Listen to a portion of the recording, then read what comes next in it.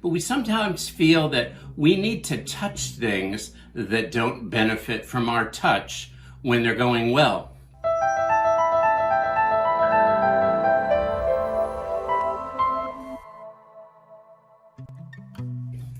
Thanks for joining. I'm Arnold, and I created Retirify because I was disgusted with what I hadn't been told about savings and retirement. Retirify is my 60-year-old self talking to my 30-year-old self, and maybe also to you, teaching what we never learned about money in school. Disclaimer, this is my opinion. It's not financial advice. We've barely just met. Always seek professional advice. Do your own research. You know the drill. I call this episode Hands Off Retirement because we sometimes don't know how to handle success. Appreciating assets, investments going well. Frankly, that stuff is rare and we don't encounter it much. We're much more familiar with depreciating assets that lose value, cars and most stocks and real estate and all money. All money today loses value to inflation. It's a hidden tax and shrinking assets. But we sometimes feel that we need to touch things that don't benefit from our touch when they're going well. Amazon, for example, 23 years ago in 1997, 5 times it went down 80%. And it went up and it went down 5 times. So the question is, what was the best time to sell Amazon? And the answer is pretty straightforward from hindsight from today. It's never. That's simple advice. Buy it and put it away in a drawer. How many people did that, though, and held it from the IPO in 1997? I'll let you think about that for a second. But the answer is 4 people. Jeff Bezos, his mom, Jeff Bezos' dad, and his wife. 4 people. We're our own worst enemy sometimes, wanting to outguess the market, wanting to tinker around where we can only do damage. Another piece of interesting information comes from Fidelity Investments, that huge group. And they found that they had a few accounts that were consistently their highest earning accounts. Guess who owned those? Those were the accounts that were abandoned and owned by people who were deceased. So it's the same with Bitcoin. Let's say it was $1. Now it's around $40,000 just 10 years later. When was the best time to sell it? And the answer is, again, never. Because Bitcoin is now a proven store of value. Forget the name, it's called cryptocurrency. But it's not really currency. Don't spend it. It would never make sense to sell it or spend it. Just hold it. So when was a good time to spend Bitcoin? And the answer, again, is never.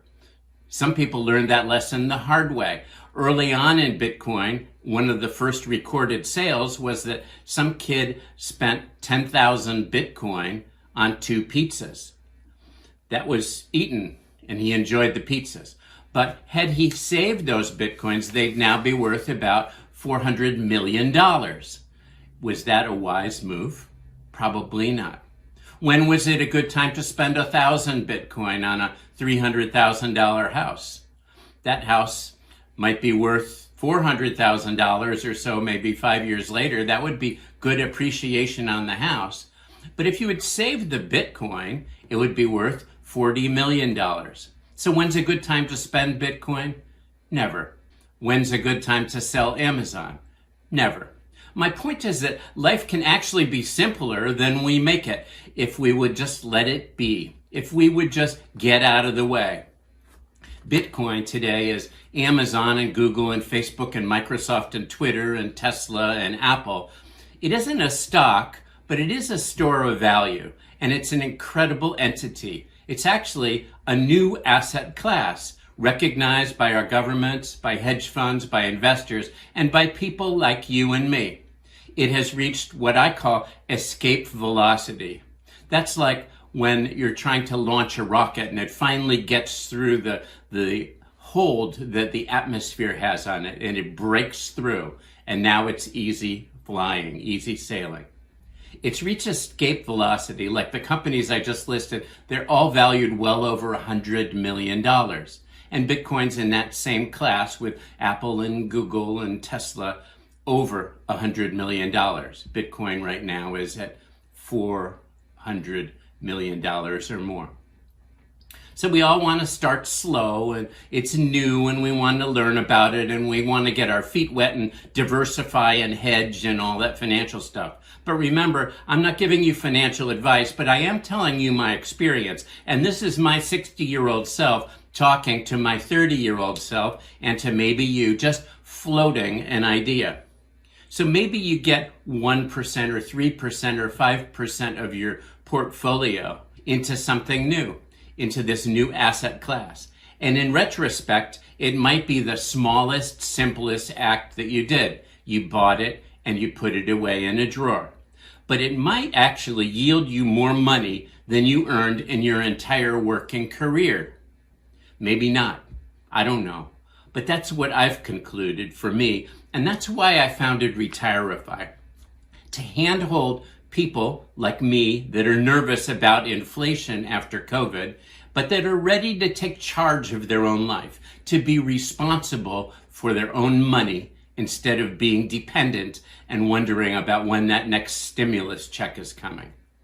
People that are open to learning critical financial skills that we didn't learn in school, like the topic of this session today, like hands-off retirement, a simple concept that'll make you and keep you wealthy.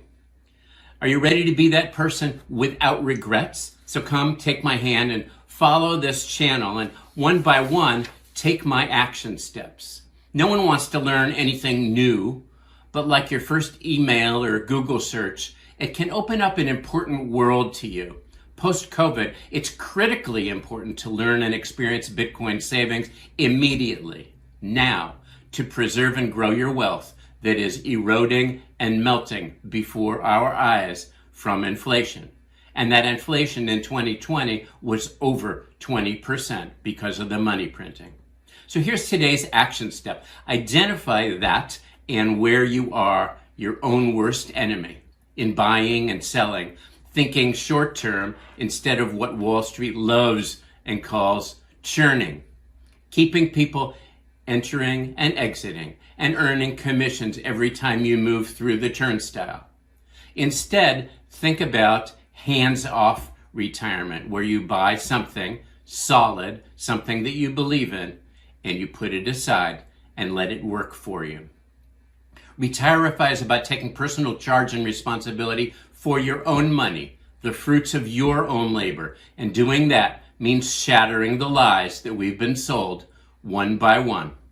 If you enjoyed this mini session on hands-off retirement, please consider subscribing, hit the like button, the bell, and share this with someone who needs to hear this information that wasn't taught to any of us in school.